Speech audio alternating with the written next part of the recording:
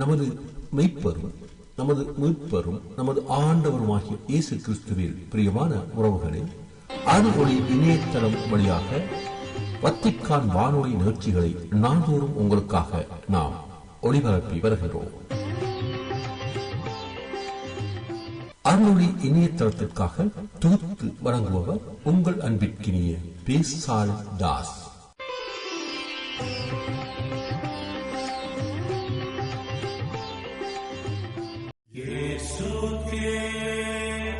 லவ்தேத்தூர் இயேசுஸ் கிறிஸ்துஸ். இயேசு கிறிஸ்துவுக்கு புகழ். தமிழ் கூறும் நல்லுலகில் வாழும் அனைத்து அன்பு உள்ளங்களுக்கும் வத்திக்கான் வானொலியின் வணக்கம்.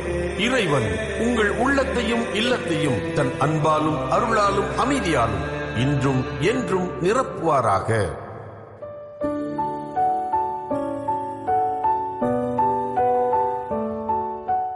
அன்பு நேயர்களே, வத்திக்கான் வானொலி இன்று உங்களுக்கு வழங்குபவை குரல் வழி இறைமொழி மற்றும் ஞாயிறு மறைவுரை சிந்தனை.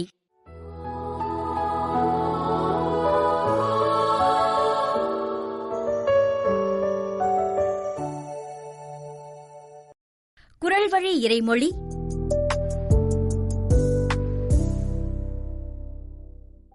தமிழ் மணக்கும் அன்பு நெஞ்சங்களே, உங்கள் அனைவருக்கும் இனிய வணக்கம். குரல் வழி இறைமொழி நிகழ்ச்சியில் நாம் இணைந்திருக்கின்றோம்.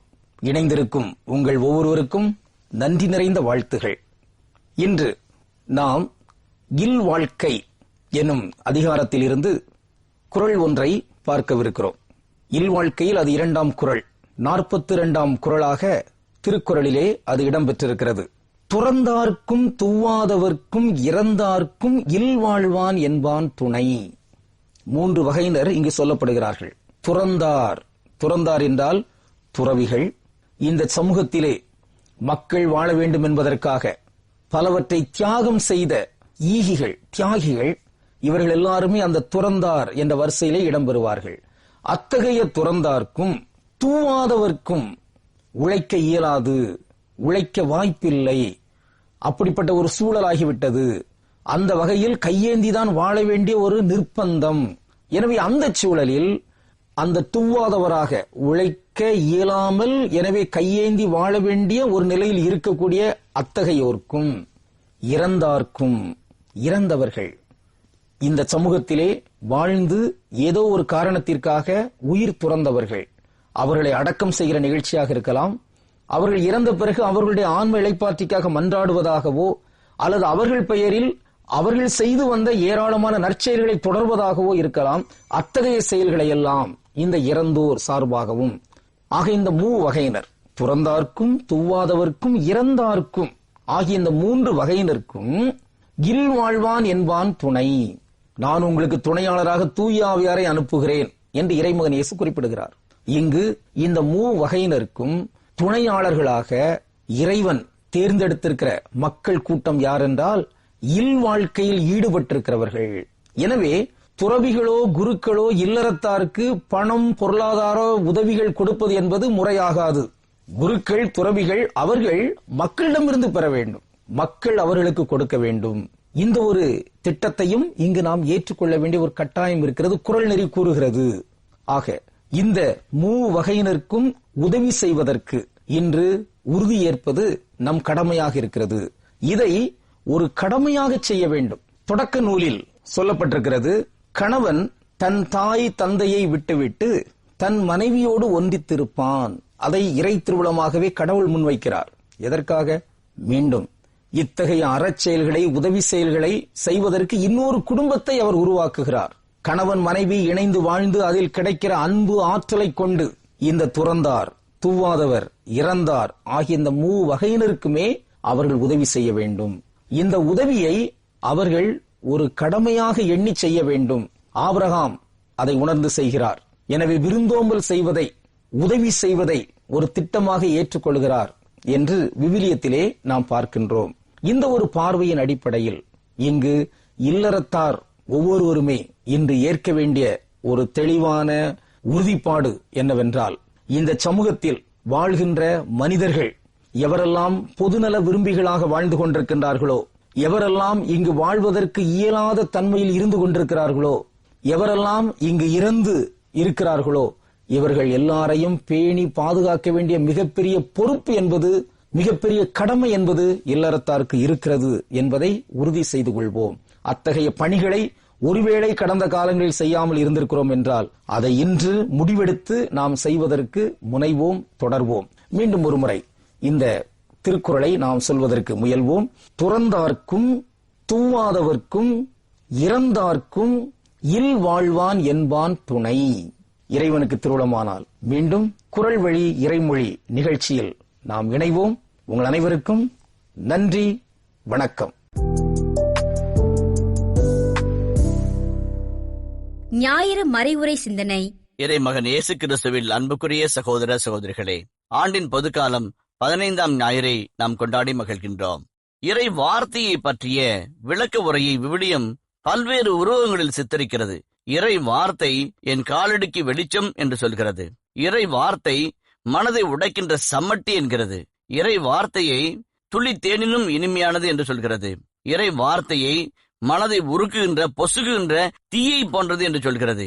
ஆனால் இன்றைய முதல் வாசகமும் நற்செய்தி வாசகமும் இறை வார்த்தையை விதையாக காட்டுகிறது. விதை முளைத்து கிளைத்து அரும்பி செடியாகி கொடியாகி மரமாகி பலன் தருகிறதை போல என்று அழகான ஒரு உருவகமாக இன்றைய நற்செய்தியில் நாம் காண்கின்றோம். அதே போல 2ஆம் வாசகமும் மிக அழகான வாசகம், ஆழ்ந்த இறையிலை உள்ளடக்கிய வாசகம். படைப்பனைத்தும் பிறப்பதற்காக ஏங்கிக் கொண்டிருக்கிறது என்று பவுலடிகளார் சொல்கின்ற மிக அழகான ஒரு வாசகத்தை தனக்குள்ளே கொண்டிருக்கிறது.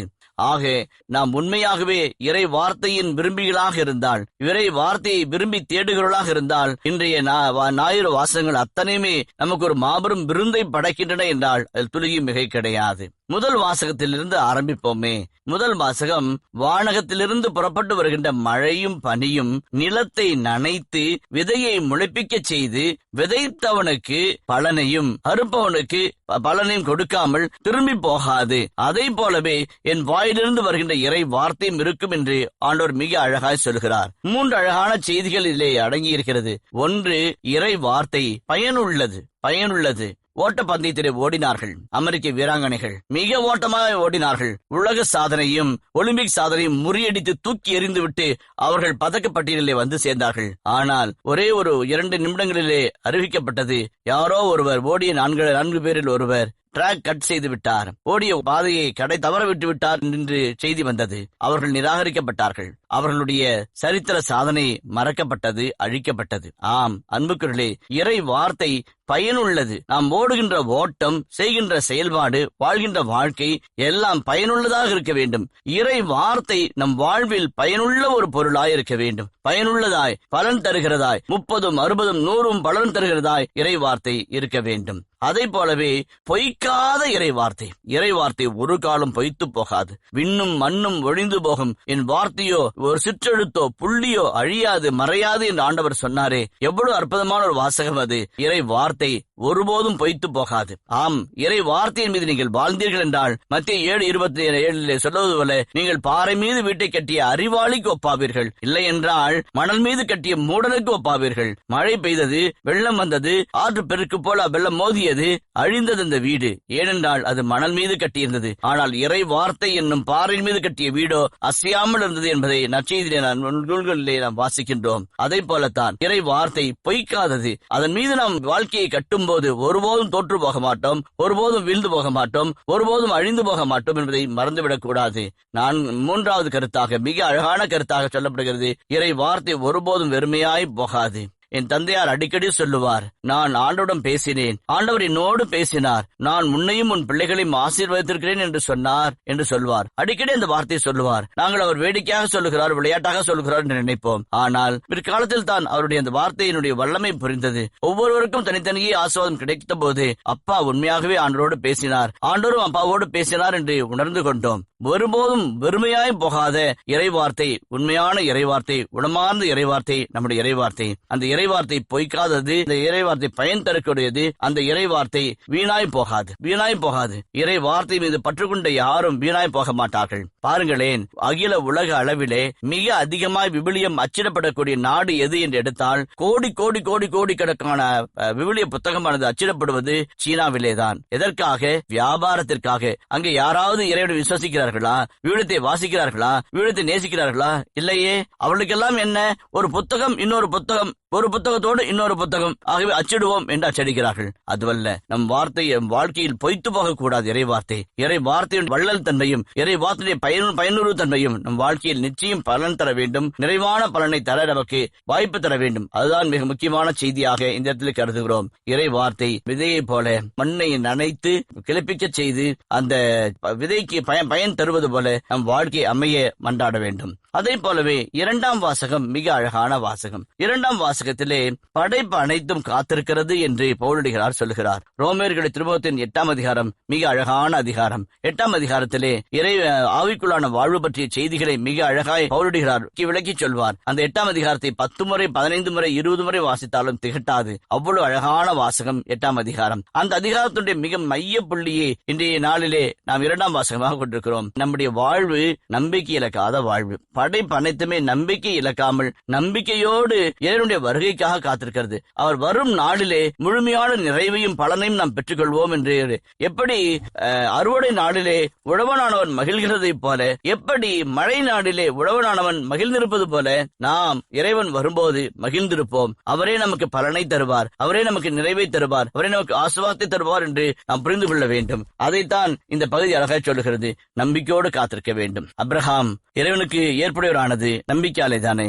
பவுலடிகளார் கூட இறைவன் மீது வைத்த நம்பிக்கை ஒருபோதும் இழக்கவில்லை. அவருக்காக இதோ நான் எருசலேம் போகிறேன், எனக்கென சிறைக்கூடம் காத்திருக்கிறதோ, சிறைச்சாலை காத்திருக்கிறதோ, கைவிலங்குகள் காத்திருக்கிறதோ, ஈட்டிகள் காத்திருக்கிறதோ, சவுக்கடி காத்திருக்கிறதோ தெரியாது. ஆனால் ஒன்று மட்டும் நிச்சயம், என் ஆண்டவர் என்னோடு இருக்கிறார் என்று அவர் சொன்னார். அதை போலவே நாம் அன்றாட வாழ்க்கையில் எதற்கும் பயப்படாமல் ஆண்டவர் மீது நம்பிக்கையை வைத்து நாம் முன்னேறி செல்ல தயாராக இருக்க வேண்டும். ஒவ்வொரு நாளும், ஒவ்வொரு வேளையும், ஒவ்வொரு இடமும் ஆண்டவருக்கு என்று நாம் இருக்க வேண்டும். மூன்றாவதாக அன்புக்குரியவர்களே, நற்செய்தி வாசகம் 13ஆம் அதிகாரம் 1 முதல் 23 வரை வார்த்தைகளை கொண்டிருக்கிறது. 23 வசனங்களை உள்ளடக்கிய இந்த வாசகம் நீண்ட வாசகமாக இருக்கிறது. ஏனென்றால் இதன் அமைப்பு அப்படி. 3 வகையான அமைப்பு. ஒன்று, இறை வார்த்தையின் தன்மையை இயேசு ஆண்டவர் ஒரு அழகான ஓமையாக சொல்லுகிறார். முதலாவது. இரண்டாவது, ஓமையை பற்றி தெளிவாக விளக்கமுற சொல்லுகிறார். இரண்டாவது, ஓமை ஒருவேளை யாருக்காவது தெரியாமல் போனால் என்னாகும், ஒருவேளை புரியாமல் போய்விட்டால் என்ன ஆகிவிடுமோ என்ற ஒரு அச்சத்திலே நற்செய்தியாளர் இயேசுவிடம் சிலர்கள் கேட்பது போல இந்த நற்செய்தி, இந்த ஓமை எங்களுக்கு விளக்கும் என்று சொல்லி கேட்டு அந்த விளக்கத்தை பெற்றுக் கொள்கிறார்கள். ஆண்டவர் இயேசுவும் பொறுமையோடு விளக்கி சொல்கிறார், காதோடு காதாய் சொல்கிறார். கூரையில் மீது அவர் அறிக்கப்பட வேண்டிய செய்தியை மறைமுகமாய் அறிவிக்கின்றார். இன்றைய நாளிலே இது 23 வசனங்களை தான் கடந்து வருகிறது. இதிலே நாம் 4 செய்திகளை எடுத்துக்கொள்கிறோம். ஒன்று, நிலங்கள். பல சமயத்திலே இந்த விதைப்பவன் ஓமையை பற்றிய செய்தியை பார்க்கும்போது நாம் நிலங்களை பற்றி தான் பேசுவோம். நிலங்கள் பேசுவோம்.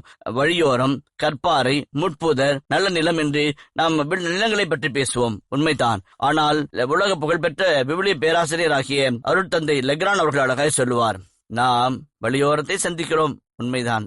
முட்புதரை சந்திக்கிறோம், உண்மைதான். பாறை நிலத்தை சந்திக்கிறோம், உண்மைதான். ஆனால் இறுதியில் நல்ல நிலத்தை சந்திக்கிறோம் அல்லவா? நல்ல நிலத்தை சந்திக்கிறோம் அல்லவா? அந்த நல்ல நிலமும் 30, 60, 100 பலன் தருகிறது அல்லவா? அதுதான் மிக முக்கியமானது. இந்த நற்செய்தி அறிவிப்பணியிலே மிக முக்கியமான காரியம் என்னவென்றால், விதையானது விதைக்கப்படுகிறது, அது பல இடங்களிலே நாசப்படுத்தப்படுகிறது. ஆனால் கட்டாயம் பலன் தரும். பலன் தராமல் போகாது, பொய்க்காது, பயனில்லாமல் போகாது என்று சொன்னமே, அது இங்கே உண்மையாகிறது. அந்த பயன் தருகின்ற இறை வார்த்தையாக இருக்கிறது என்பதை நாம் மறந்துவிடக் கூடாது. இரண்டாவதாக அன்புக்குரியவர்களே, வழியோரத்தில் விழுந்த விதையை பார்க்கும்போது பல இடங்களில் சொல்வார்கள், நிறைய பேர் சொல்வார்கள், சூப்பர்ஃபிஷியலான ஒரு வாழ்க்கை, மேலோட்டமான ஒரு வாழ்க்கை, டக்கென்று பத்திக் கொள்வார்கள். ஆனால் உடனடியாக அது அப்படியே அணைந்து போகும்.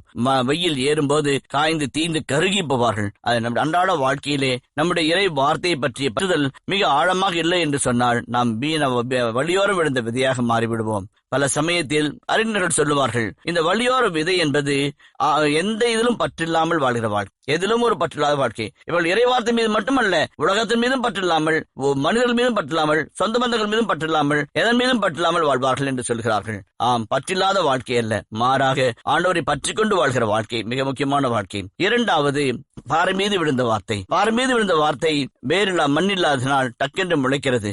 ஆனால் வெயில் ஏறியதும் அது காய்ந்து தீந்து கருகி போகிறது.